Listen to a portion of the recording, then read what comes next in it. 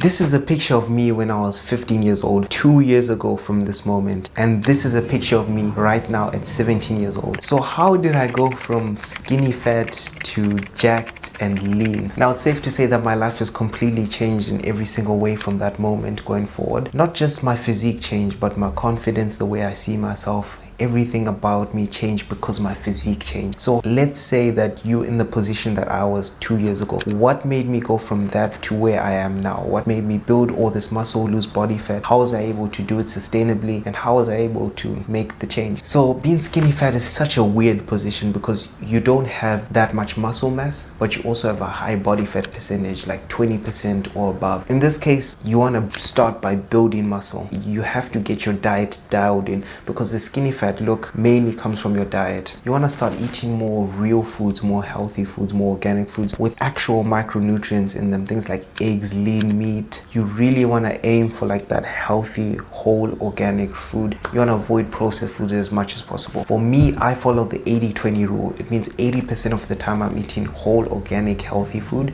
and then 20% of the time I could have like a bag of chips, McDonald's. If you follow that, you have the perfect balance. Next thing, if you're skinny fat, it just means you have got low muscle and you've got high fat percentage, so you have to increase your protein intake. Right now, I would recommend for you, if you're skinny fat, to start with 2.5 grams of protein per kg of body weight. So let's say you're 60 kgs right now, you want to be eating 150 grams of protein. And some people might say that's too much protein, that's too much protein. But if you're skinny fat and you want to get results as quickly as I did, this is what I did. Really focus on like lean meats. A lot of people take protein shake. I'm for protein shake if you can't get enough protein in your regular diet. I would say try and get as much protein as you can in your regular diet, and then whatever amount of protein you need to fill in, then you can fill in with protein shake. But try and get the protein from proper whole organic foods. That's just the best source. It's always going to be better than protein shake. What you want to really focus on is progressive overload in the gym. Like I can get into exercises you can do. Just focus on compound movements, pull-ups, squats, bench press, deadlifts. Those are the big compounds, but there's also compounds like rowing. You can do pull-ups,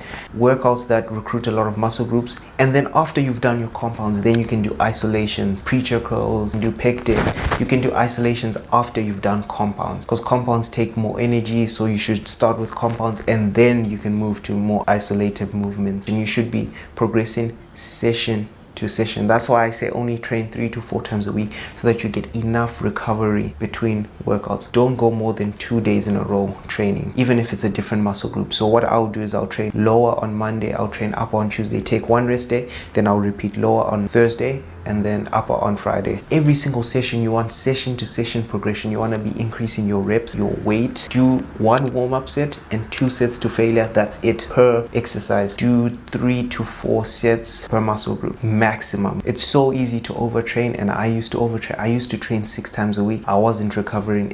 It's not worth it. You want to create a routine around your gym progress and really create a lifestyle, because you're not going to get into crazy shape in 3 months or 6 months. To really build out that muscle takes years. For me personally, what I did was I stayed around 15 to 20% body fat, and then once I built the muscle, then I cut down. So you want to build the muscle, then cut down. But you really don't want to think 3 months, you really don't want to think 6 months. You really want to think, I'm going to be doing this routine for the next 2-3 years. It should become a lifestyle, something that you just do consistently throughout your life, almost like brushing your teeth. That's how gym should feel like. It shouldn't feel like in 3 months I'm going to be done with gym. The goal is to just consistently go, because consistency beats talent. Consistency beats good genetics. If you can just be the guy that's just always there, that shows up, that doesn't miss days, that is just consistent, you wake up and it's going to be a year later and you're going to be like, what? My physique has changed insanely.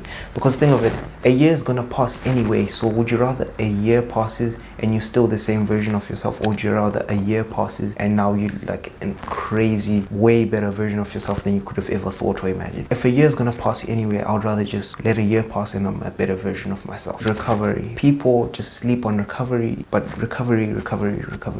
On the days when I'm not going to gym, I'm having an active recovery day, not a passive recovery. I'm doing cold showers, I'm doing sauna, I'm relaxing, I'm trying to relax my body, and I'm still getting my 10,000 steps a day in when I'm not in the gym. And on those gym days, you want to get 10,000 steps a day, because skinny fat, it's all a character of just not having enough enough muscle, and that not having enough muscle comes from not having enough food intake. So really you want to be doing 10,000 steps a day. You want to be increasing your output so that you're having a lot more food intake. You're getting those micronutrients in from that whole organic food. Those micronutrients change your look. They change how you physically look. One of the best sources of protein you can have is just eggs, because it has all the essential amino acids, the 9 essential amino acids that you need as a human being. Before you go to bed, the best protocol is the 3-2-1 protocol. It means 3 hours before bed, you're not going to have any food. You don't want to be digesting food when your body is trying to go to sleep, because your body can't do both. So to prioritize digestion for survival. 2 hours before bed, no liquids, no water, nothing, because you don't want to be going to the bathroom when your body is supposed to be creating testosterone at 3 a.m. in the morning, but now you're waking up to go to the bathroom. 1 hour before bed, you want to avoid blue light. You want to put on your blue light filtering glasses. Blue light sends a signal to your brain that it's not yet time to go to bed, because your body doesn't know the difference between blue light from a light and blue light from the sun. Your body thinks it's blue light from the sun, meaning it's not yet time to go to sleep. Wear those blue light glasses. Make sure though that your blue light glasses have an orange filter. Those ones are so much better. You don't want to get the blue light glasses that look like normal glasses, because they're not as effective as the ones which actually have a red or orange filter that actually cut out blue light, guaranteed. Track your weight and progress consistently. Week by week, you want to track your weight every single day, come up with that average, and that's week 1 average. Week 2, you want to do the same, come up with that average, that's week 2 average. Compare the average weights. If your weight is slowly going up very gradually, it means you're building muscle.